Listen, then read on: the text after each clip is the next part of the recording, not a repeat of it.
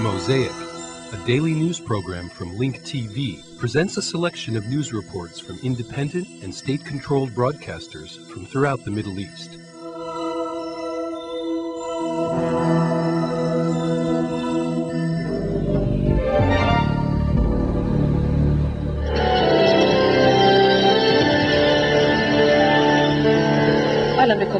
Welcome. The Security Council debates over the separating wall between Israel and the West Bank.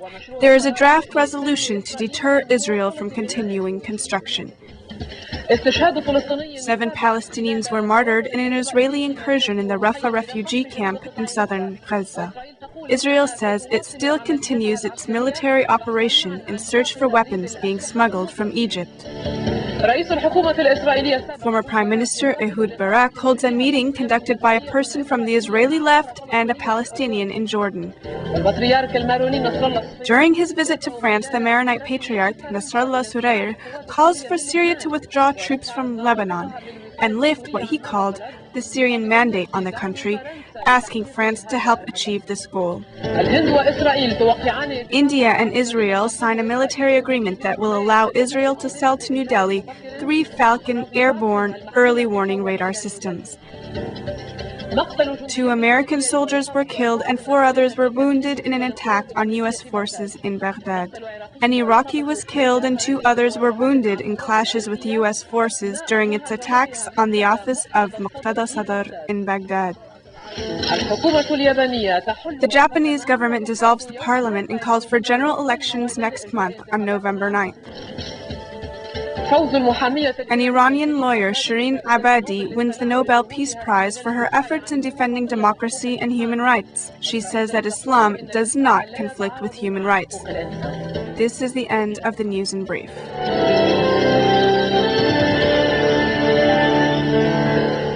7 Palestinians were martyred, including 2 children.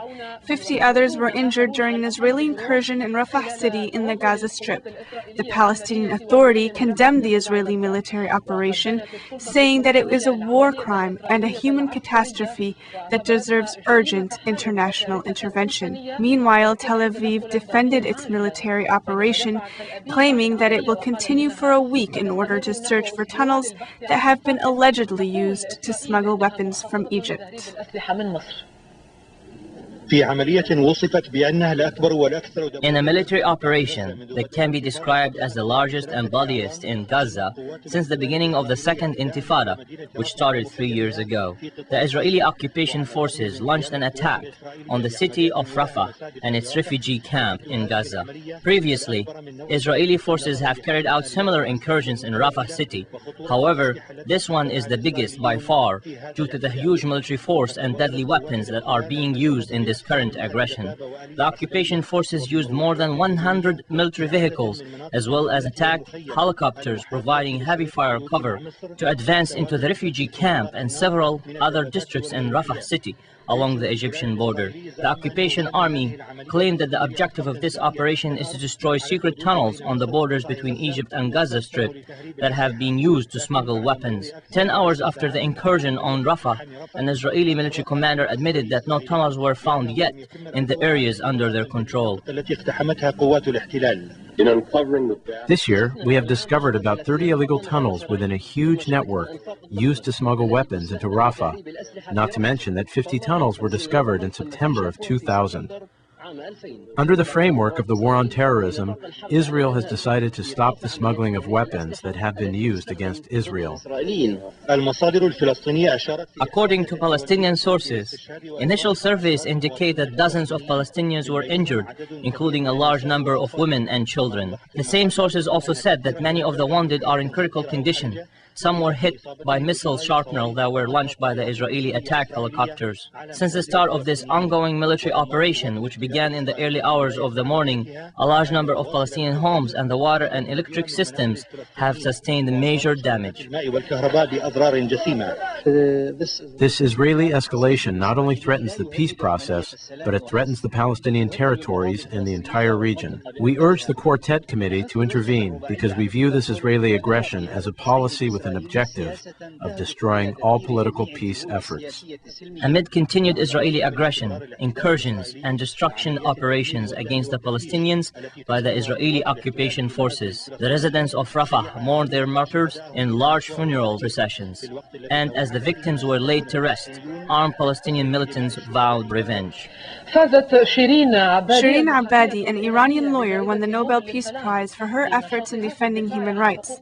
The Nobel Prize Committee said that the reason it gave the prize to Abadi was for her advocacy of democratic reforms in an Islamic country. After the announcement was made, Abadi held a press conference in France where she called for the fastest possible release of the Iranian prisoners struggling to achieve democracy. The Nobel Peace Prize of 2003, which was won by the Iranian lawyer Shireen Abadi, carries with it many implications with the objective of defining democratic interests and human rights in the Islamic Republic. Perhaps as means to call for change, the Nobel Prize Committee decided to award Abadi rather than the Pope, John Paul II, or former President of the Czech Republic, Havel, who worked their whole lives for peace. The Nobel Prize Committee decided to award the 2003 Nobel Peace Prize to Shireen Abadi for her efforts in the struggle for democracy and human rights. She focused her efforts during her work specifically on the rights of women and children. The 9 committee members advocated moderate Islamic figures in the Islamic world to avoid the conflicts between religions since the September 11 attacks and the United States wars in Afghanistan and Iraq. Many observers said that the Pope's opposition to birth control, sex outside the marriage, and homosexuality all did not allow him to win the prize. All these issues could not be overlooked by the liberal Norwegian society, especially among women. Shireen Abadi is a strong advocate of women and children's rights. She was a defense lawyer for many political issues, which made her famous as a lawyer who took on issues that no one would touch. We hope the prize will be an inspiration for all those who struggle for human rights and democracy in the country, in the Muslim world, and in all countries where the fight for human rights needs inspiration and support. In 1974, Abadi was appointed as the first woman judge in Iran. However, she was forced to leave her work after the 1979 Islamic Revolution. Shireen is the 11th woman to win this prize. She is also the 3rd Muslim to win the prize since 1901.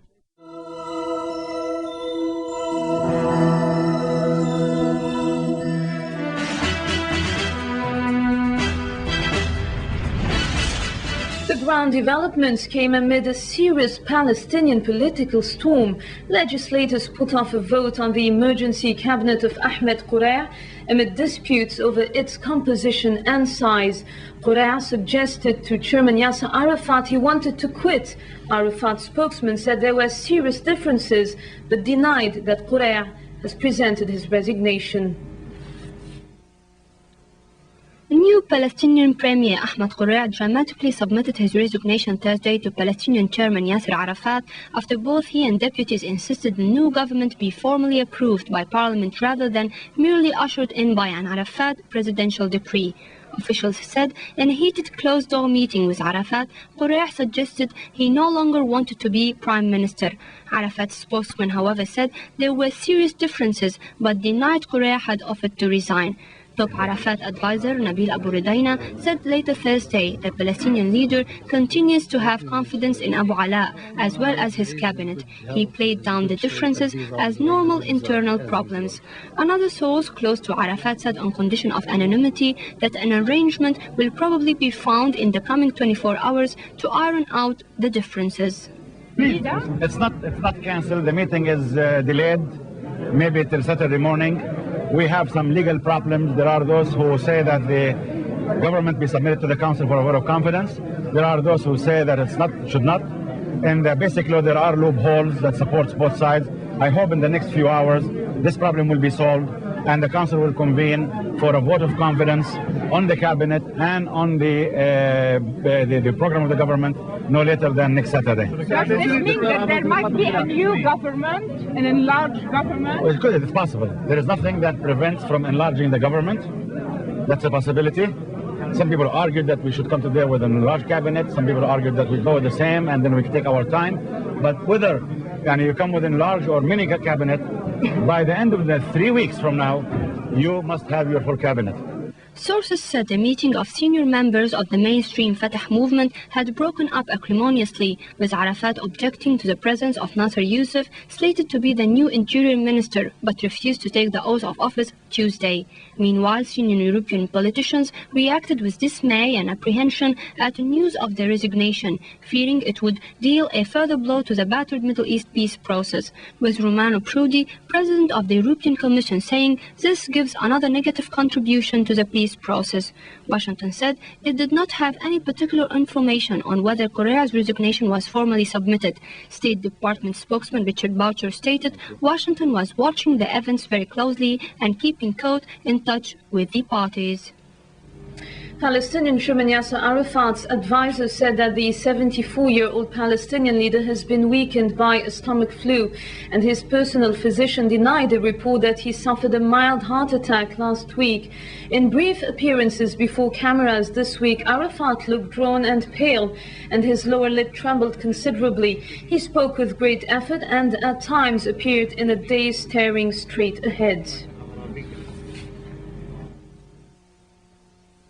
I went to see Mr. Arafat 1 week ago, and I took with me a team of a cardiologist as well as a gastroenterologist.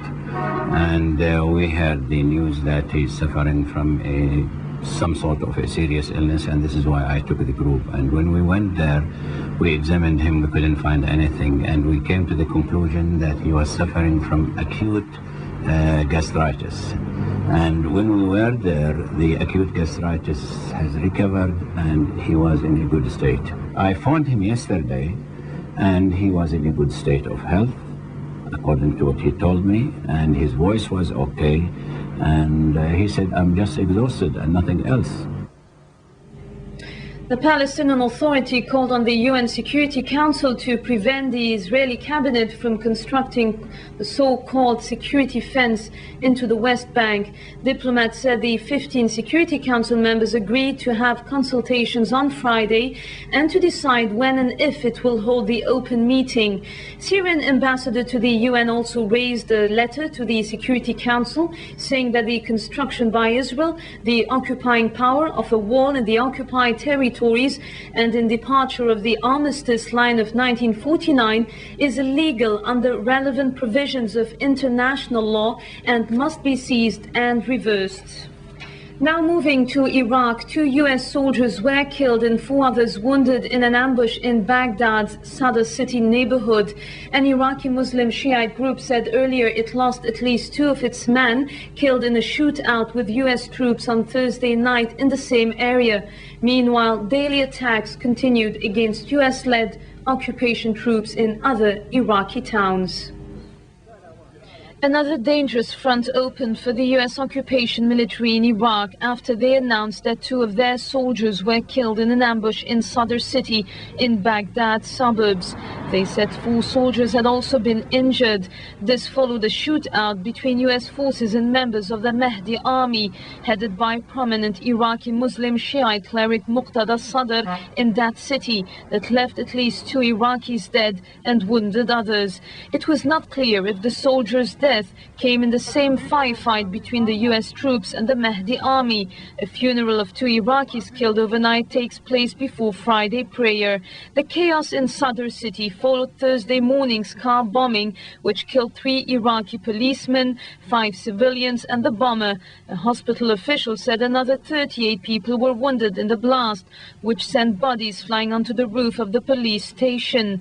Thousands of residents were called to the office of Muqtada Sadr, the founder of the Mahdi army and a vehement foe of the US presence in Iraq, after US forces surrounded the building in an attempt to storm it. Residents threw stones and empty bottles until they obliged the occupation soldiers to retreat. What happened today was a provocative act by U.S. troops when they surrounded the office with tanks and directed their guns toward it, assuming that there is a necessity for frisking. Loudspeakers placed over the offices urged the armed men from the Mahdi army not to shoot down U.S. helicopters circling overhead. And in a move denouncing the U.S. way of arresting religious men and disrespecting holy places, several hundreds of Mahdi army members protested to show their readiness to protect their city and religious men. Mahdi army conveyed more than one message to the occupation forces. They opposed the existence of occupied troops in their city, and they want to maintain the security and administration there. Meanwhile, attacks against occupation troops continued in Baqouba, the day after a U.S. soldier died in an RPG attack in the town northeast of the Iraqi capital. 4 U.S.-backed Iraqi policemen were wounded early Friday when grenades were thrown at their station in Baqouba. According to witnesses, U.S. forces arrested 15 people in dawn searches early Friday at Al-Mafraq, west of the city. They carried out a raid in the city targeting several houses. In separate incident in Baqouba on Thursday, a 4th Infantry Division soldier was killed in a rocket-propelled grenade attack on a U.S. convoy. The U.S. Central Command said the soldier died from wounds received in the attack. Also, U.S. occupation military convoys were targeted in 2 separate attacks near the flashpoint Iraqi town of Fallujah on Thursday, wounding at least 1 American soldier.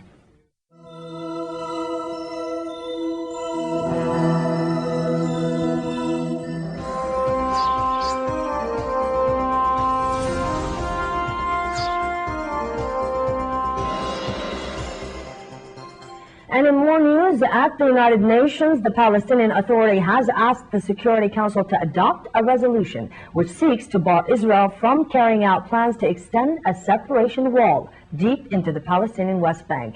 Palestinian UN envoy Nasser al-Qadwa left open the timing on an eventual vote on the draft resolution, which would declare that building the fence beyond the 1967 borders violates international law and must be ceased and reversed. The Palestinian text also denounces Israeli plans to build more than 600 new Jewish settlements on Palestinian land, faces a likely U.S. veto. UN Secretary General Kofi Annan, and he reiterated his opposition to Israel's building of the fence. Discussions are going on amongst members, and I'm not quite sure at what point the Council is going to take it up publicly. But the discussions are going on, and of course there are strong feelings on this issue of the wall, and I myself have spoken out about it. We are approaching the moment of truth.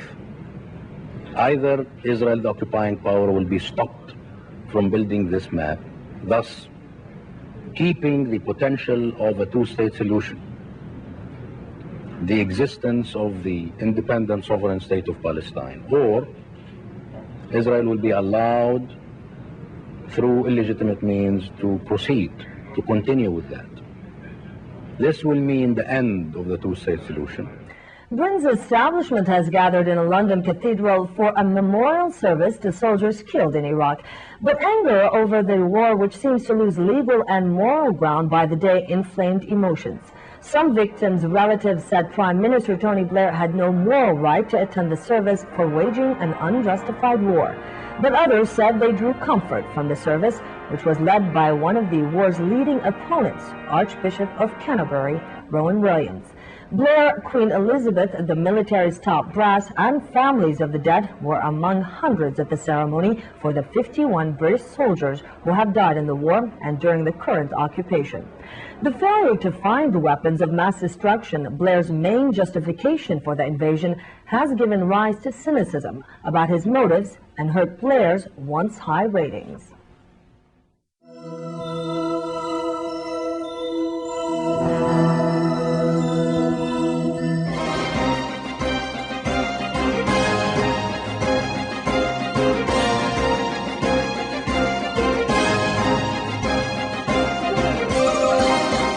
The Deputy Prime Minister Ehud Olmert said that Syria has transformed into a base for terrorist organizations and that the Israeli airstrike on Syria is a message that the terrorist organizations will not enjoy any immunity.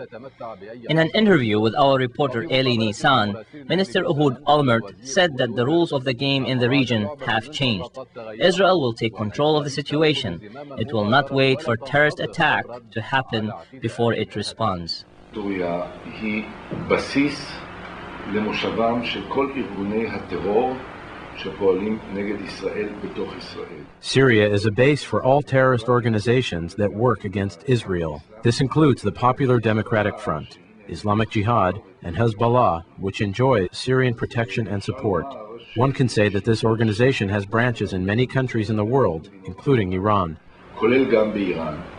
אבל התגובה שלנו צריכה להיות ממוקדת. Our response must be pinpointed, and it must take into consideration different alternatives. In the end, it must send a clear message that no one has immunity. In that regard, I think our operation in Syria has achieved that objective. The Syrian response shows that they understand what they did was wrong, and that it can't pass without a response. They must learn a lesson from what happened. וזה לא איזשהו דבר שאפשר לעבור עליו לסדר היום, זה מחייב אותם להסיק מסקנות. Do you think that the rules of the game have changed from now on? כללי המשחק השתנו לא רק כלפי סוריה. The rules of the game have changed, not only vis-a-vis Syria. I want to say one thing, and it must be made very clear. Israel is not ready to play that game again. They used to carry out a terrorist operation, and we used to respond accordingly. That will not be the case anymore. Our response will not comply with the expectations of anyone, and they will not have to match the magnitude of the intimidation. There will be no way to predict the limits of what we will do after the murder that took place in Haifa, or the one that took place in Jerusalem. We will not constrain or paralyze ourselves. To the contrary. How do you view the response of the Syrian president, Bashar al-Assad? According to Al Hayat newspaper, he said that Israel is trying to drag Syria and the region into a war. תראה, אני לא רוצה לנהל ויכוח פומבי עם נשיא סוריה. ההתנהגות שלו, לא רק לדעתנו, אלא גם לדעת... Look, I do not want to have a public discussion with the Syrian president. We and other countries like the U.S. think that his behavior shows that he understands the events that he is responsible for. What he should do is be very careful in the steps he takes and their consequences on Syria. את הצעדים שלו ואת ההשלכות שיכולות להיות להם על מצבה של סוריה.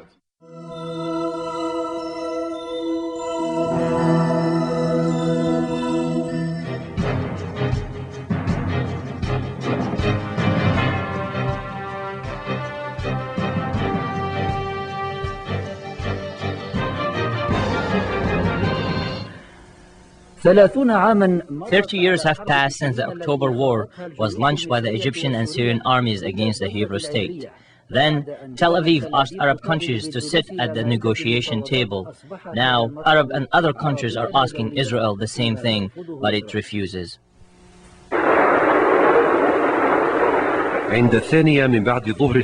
Around 2 p.m., October 6, 1973, the Syrian army penetrated the Al-Yon line along the Golan Heights, and the Egyptian army crossed the Suez Canal, advancing toward the Ber-Lev line.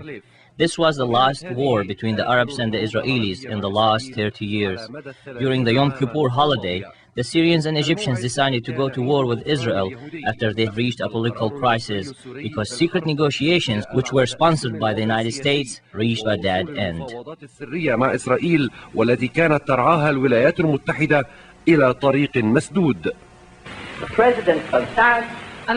The Arabs refused to sit at the negotiation table. Thus, we are forced to mobilize more soldiers to war. Today, Israel is the one that refuses to sit at the negotiation table. Rather, the Israelis are arming themselves and launching attacks, refusing all peace initiatives, including the ones that come from the White House and get international approval. Thus, the Arabs and the Palestinians in particular have realized that martyrdom operations against the Israeli occupation is more effective than traditional military warfare. The Islamic resistance in southern Lebanon achieved their goals after 22 years of occupation. The Palestinian resistance in the occupied territories continues to fight on a daily basis to gain their freedom and independence. They are facing the Israeli machine of death and destruction with defiance and resistance, which is reflected in the martyrdom operations.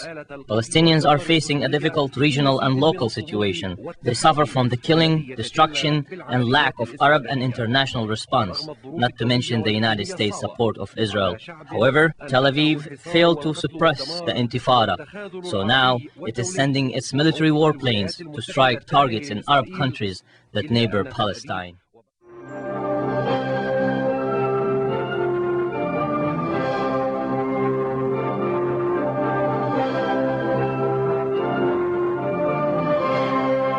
Mounting insecurity in Iran and the presence of U.S. occupying forces in the country will only give rise to anti-occupationist spirit of the Iraqi nation, as well as their tendency towards the clerics.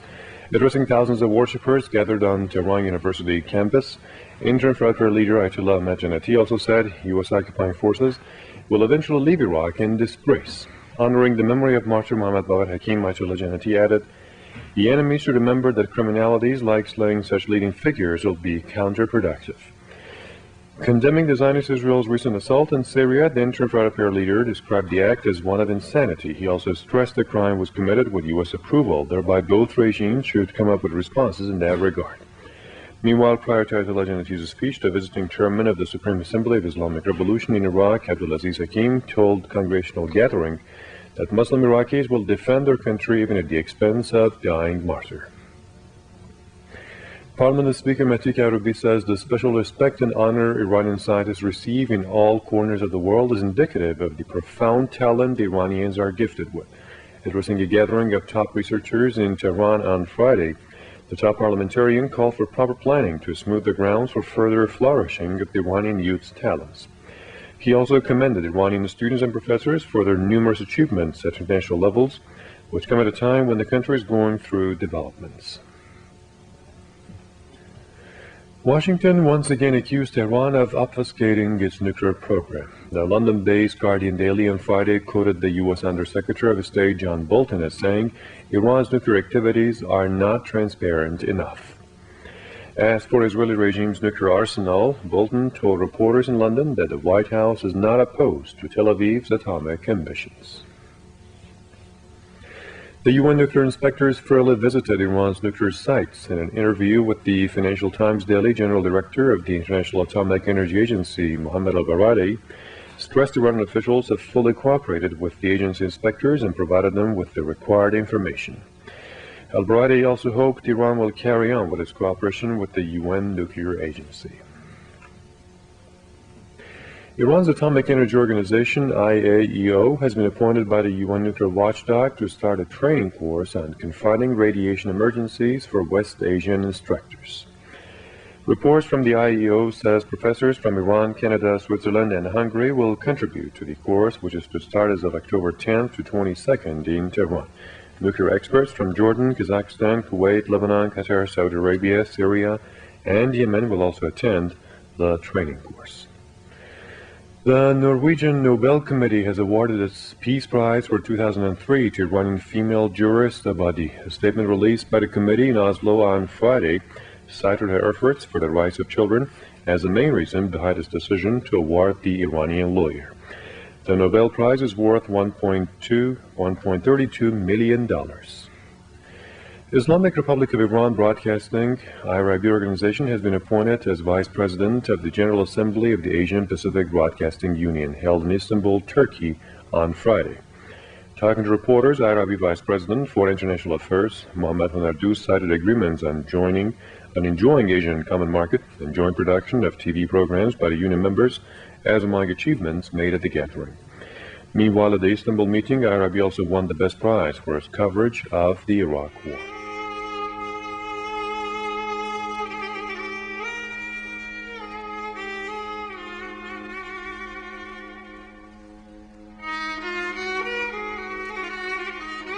Mosaic is made possible by a grant from the John S. and James L. Knight Foundation, which promotes journalism excellence worldwide and invests in the vitality of 26 U.S. communities, and the William and Flora Hewlett Foundation. Additional support is provided by the Firedoll Foundation and Henry and Virgilia Dakin.